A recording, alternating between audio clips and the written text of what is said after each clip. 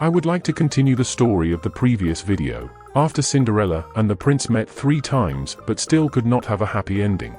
After the prince picked up Cinderella's shoe, the next morning he went to the father and told him that none should be his bride save the one whose foot the golden shoe should fit. Then the 2 sisters were very glad, because they had pretty feet. The eldest went to her room to try on the shoe, and her mother stood by.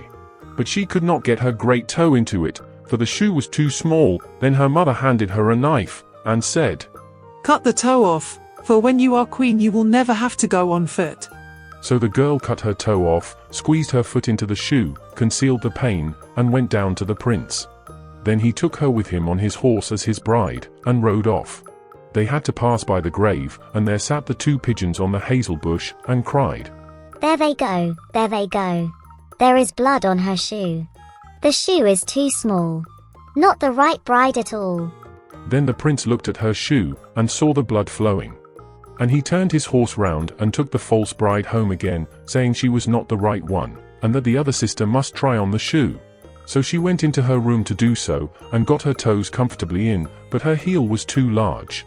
Then her mother handed her the knife, saying, "Cut a piece off your heel. When you are queen you will never have to go on foot." So the girl cut a piece off her heel, and thrust her foot into the shoe, concealed the pain, and went down to the prince, who took his bride before him on his horse and rode off. When they passed by the hazel bush, the 2 pigeons sat there and cried, "There they go, there they go. There is blood on her shoe. The shoe is too small. Not the right bride at all." Then the prince looked at her foot, and saw how the blood was flowing from the shoe, and staining the white stocking. And he turned his horse round and brought the false bride home again. "This is not the right one. Have you no other daughter?" "No, only my dead wife left behind her a little stunted Cinderella. It is impossible that she can be the bride." But the king's son ordered her to be sent for, but the mother said, "Oh no. She is much too dirty. I could not let her be seen." But he would have her fetched, and so Cinderella had to appear. First she washed her face and hands quite clean, and went in and curtsied to the prince, who held out to her the golden shoe. Then she sat down on a stool, drew her foot out of the heavy wooden shoe, and slipped it into the golden one, which fitted it perfectly.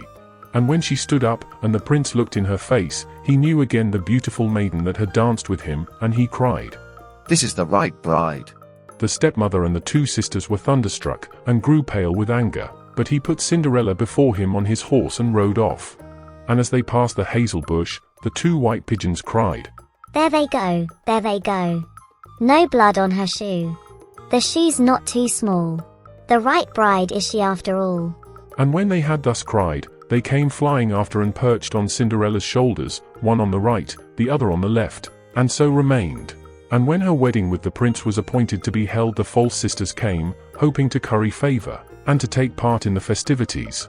So as the bridal procession went to the church, the eldest walked on the right side and the younger on the left, and the pigeons picked out an eye of each of them.